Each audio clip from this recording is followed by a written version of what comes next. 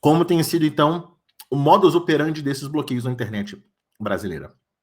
E se a gente olhar alguns casos, como aconteceu no bloqueio do Telegram, por exemplo, que aconteceu, se não me falha a memória, no passado, muita gente falava assim, mas o Telegram continuou funcionando aqui. Porque o judiciário, naturalmente, que não é um ator do mercado da cadeia produtiva dessa internet, mandou o ofício, o documento que determina o bloqueio do Telegram, como já aconteceu com o WhatsApp também mais de uma vez no passado, o juiz, quando ele determina que aquele conteúdo sai da internet, ele manda esse ofício, essa ordem judicial, para os provedores de internet. E quais são os provedores que um juiz conhece? Aqueles que têm propaganda na televisão, aquele que aparece carro adesivado na rua. Então, o Brasil tem mais de 20 mil provedores de acesso à internet. Então, nesses grandes casos de bloqueio do Telegram e do WhatsApp, você mesmo pode ter testemunhado que continuou funcionando, porque o judiciário, por não conhecer todos os atores dessa cadeia, não mandava a ordem para todos eles.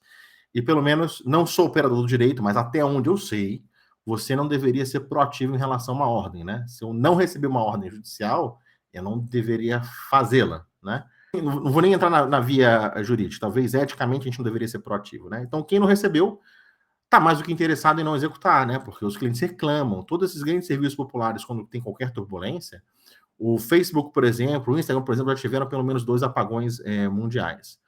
Os clientes fritam o juízo dos provedores, ligação sendo cancelada, dá escândalo, as pessoas agridem presencialmente os funcionários quando tem atendimento presencial. Então, o provedor de internet, se eu não recebi, eu vou ficar quietinho aqui.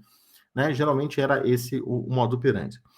O próprio judiciário percebeu que as ordens estavam inócuas, né? Que se ele decidiu que o correto, o justo era, o legal era bloquear um conteúdo, tem gente bloqueando ainda, ele percebeu que isso foi ineficaz e então qual foi a solução que o judiciário encontrou para tampar esse buraco, fazer com que a ordem de bloqueio chegue a todos os atores da cadeia produtiva da internet? Tiveram um insight.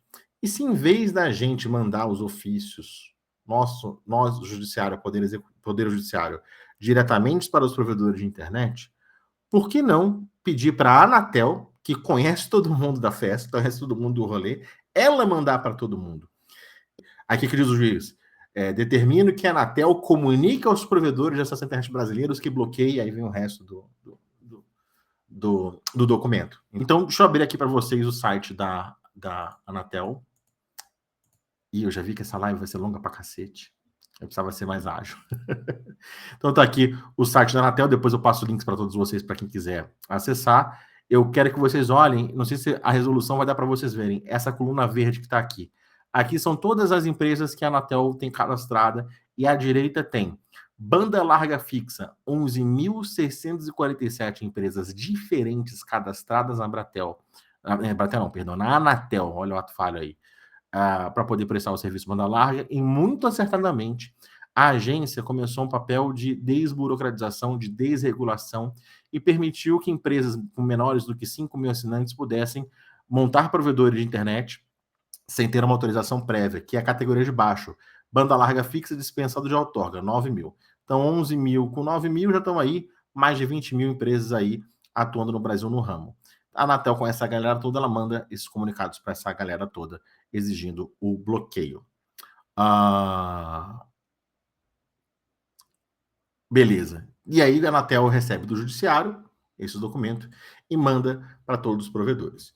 E aí os provedores começam sistematicamente a bloquear. Alguns têm fingido que não receberam a ordem por uma pressão comercial dos clientes. Esses ofícios pedem uma lista de empresas a serem bloqueados e uma lista de endereços. E aqui a gente já tem o primeiro problema. Lembra que isso aqui é a Anatel, Agência Nacional de Telecomunicações? Por lei, as telecomunicações é apenas o meio físico que dá suporte para que em cima você entregue algum conteúdo multimídia. Eu vou fazer uma comparação aqui. As emissoras de rádio FM, elas ocupam o espectro, um espaço de frequências no ar, e isso é licenciado, isso é controlado porque é telecomunicações. Mas a música que toca na rádio é o conteúdo ao qual o meio das telecomunicações dá suporte. Então não cabe a Anatel decidir o que toca na rádio, ou recolher os direitos autorais das músicas que foram executadas na rádio. De forma análoga à internet. Eu sei que no caso da internet é muito difícil, que é muito colado, mas são duas coisas separadas. Existe as telecomunicações, e isso é regulado pela Anatel. Existe a internet, propriamente dita, que isso é uma aplicação que depende das telecomunicações, mas não pode ser confundida com ela mesma. Vou dar um exemplo, talvez, que facilite para você. Um provedor de internet, para poder operar, tem que se cadastrar na Anatel, beleza? Mas para você ter um site na internet, você tem que ter autorização do governo? Não tem, porque não é um serviço regulado, beleza? Para você ter uma conta de e-mail, para você ter perfil na rede social. São todos serviços que dependem de telecomunicações, mas são aplicações dela e não ela propriamente dita. Você ter um site, um perfil na rede social, não faz com que você transmita dados de um lugar físico a outro local físico. Então está aqui feita a diferença.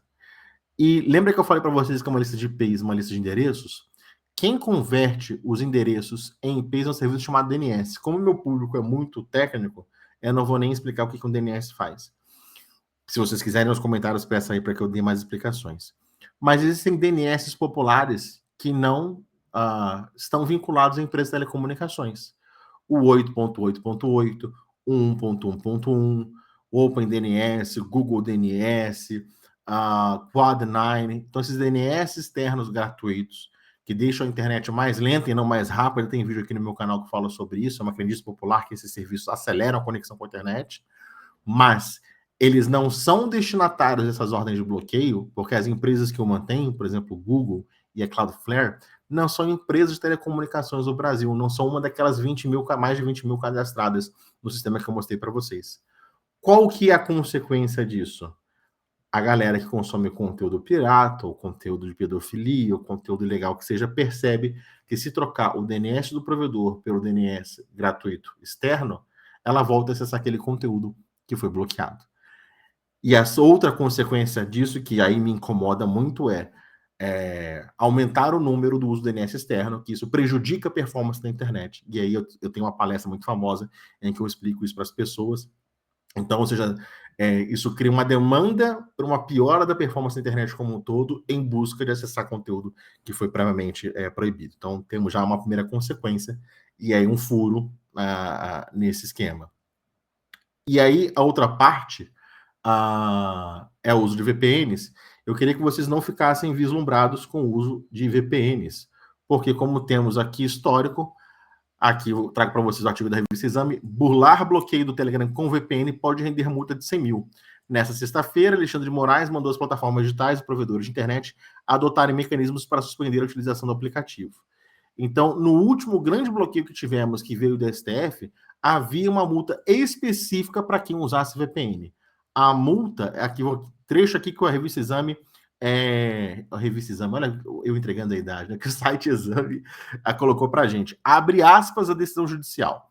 As pessoas naturais e jurídicas que incorrerem em condutas no sentido de utilização de subterfúgios tecnológicos para a continuidade das comunicações ocorridas pelo Telegram estarão sujeitas a sanções civis e criminais na forma da lei, além de multa diária de 100 mil reais. Tá? Multa diária de 100 mil reais. É esse tipo de decisão que pune você, usuário, para utilizar a VPN e mais, coloca uma pressão sobre caras como eu que, se eu não impedir que você burle a decisão, eu também posso ser multado e pior, eu posso ser preso por desobediência. Está previsto no Código Penal crime de desobediência, quando o juiz manda fazer alguma coisa e você não faz.